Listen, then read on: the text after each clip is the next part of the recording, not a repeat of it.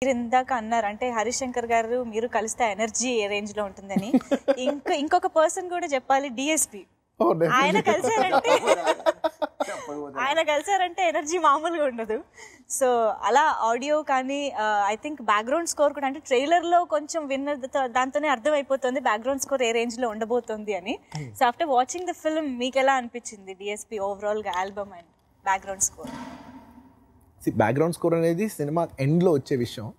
First Devi Sri Prasad ఈ project అన్న వెంటనే నేను డైరెక్టర్ గారు మామూలుగా అన్ని టెక్నీషియన్స్ గురించి మాట్లాడుకునేప్పుడు ఇలాగ పూజ అంతకుముందే ఫైనలైజ్ అయిపోయింది. సో నాకు బాగా గుర్తు దిల్ రాజు గారును హరిశంకర్ గారు నేను ఉన్నాం. సరే సార్ ఇంక మరి మ్యూజిక్ ఏమనుకుందామంటే నవ్వుతున్నారు ఇద్దరు.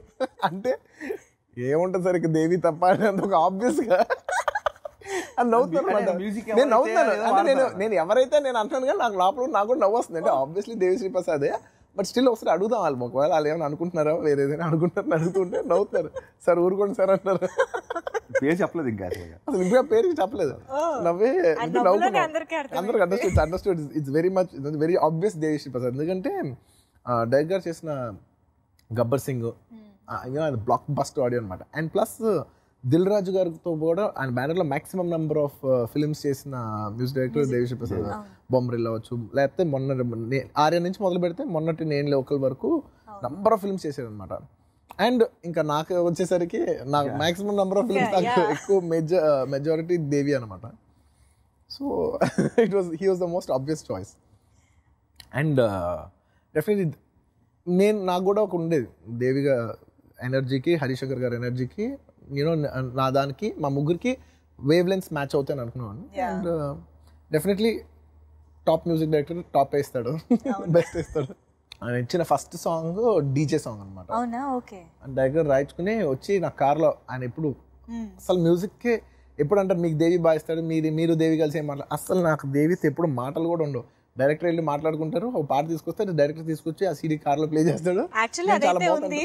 కొంచెం ఎక్కడో ఆయన మాట్లాడుకోవచ్చు.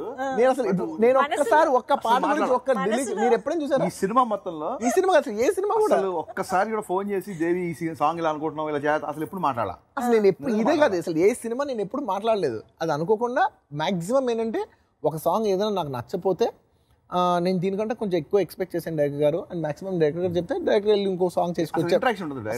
ఆల్మోస్ట్ అది ఎప్పుడు లేదు. సో అది బెస్ట్ అలా వచ్చేది అంతే. అది మాటల్లో ఉండక్కర్లేదు, మదిలో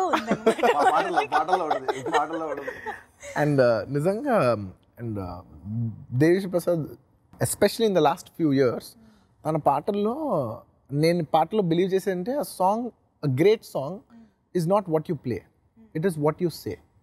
అంటే అంటే ఒక పాట అనేది ఆ పాటలో మ్యూజిక్ ఎలా ఉందని కాదు, ఆ పాటలో మనం ఏం చెప్తున్నాం అనేది ఆ పాట గొప్పతనం అవుద్ది. అండ్ ఆ విషయంలో Devi lyrical wise is tremendous. అంటే there is nobody to even touch him అనమాట. లిరికల్లీ అసలు తన రాస్తం కానీ లేకపోతే తన రాయించిన విధానం కానీ తన డైరెక్టర్స్తో ట్యూన్ అయ్యి వాళ్ళు ఒక కంబైన్ ఎనర్జీస్లో వచ్చే లిరిక్స్, ఫస్ట్ సాంగ్లో వచ్చే లిరిక్స్ చాలా పవర్ఫుల్గా ఉంటాయి. అలాగా ఏ సాంగ్ తీసుకున్నా, సెకండ్ సాంగ్ మెచ్చుకో తీసుకున్నా కూడా డైరెక్టర్ గారు మీరు ఫస్ట్ మెచ్చుకున్నా ఫస్ట్ ఇదే డీజేనే కదా, లిరిక్ రికార్డ్ అయింది ఫస్ట్ షూటింగ్ చేశాను. ప్రతి పాట రాకింగ్ మ్యూజిక్. అండ్ అనుకోకుండా అసలు అస్మైక సాంగ్ వచ్చినప్పుడు బాగుంది అనుకున్నాం, కానీ నేను విన్నప్పుడు షూటింగ్ చేసినప్పుడు బాగుంది పాట. నేను అనుకుందానుకుంటే వినగా నాకు ఇంకా ఎక్కువ నచ్చింది. నేను అనుకున్నా బహుశా నేను ఎన్నిసార్లు షూటింగ్ చేస్తూ వింటున్నాను కాబట్టి నాకు అంత హాంటింగ్గా ఉందేమోలే, but overall it's good song అనుకున్నాను. కానీ ఇంత వైల్డ్ ఫైర్ వద్దని మాత్రం నేను అనుకోలేదు. నిజంగా ఇప్పుడు ఏ డబ్ స్మాష్ చూసుకున్నా ఎవరు ఏది చేసినా గుడిలో బడిలో అండ్ ఆల్మోస్ట్ నాకు తెలిసి గుడిలో బడిలో సాంగ్ కి చాలా మంది దాన్ని ఏమంటారు డాన్స్ వీడియోస్ కవర్స్ కానీ అరౌండ్ యూట్యూబ్ లోనే మోర్ దెన్ 150 ఉన్నాయి. చాలా మంది డాన్స్ చేశారు. అసలు ఒక్కొక్కరు ఎంత బాగా చేశారంటే ఒక్కొక్కరు ఒక్కొక్క స్టైల్లో చేశారు. నేను దాదాపు ఒక 20 చూసుంటాను. ఎవరెవరో ఫార్వర్డ్ చేసింది డైరెక్టర్ ఫార్వర్డ్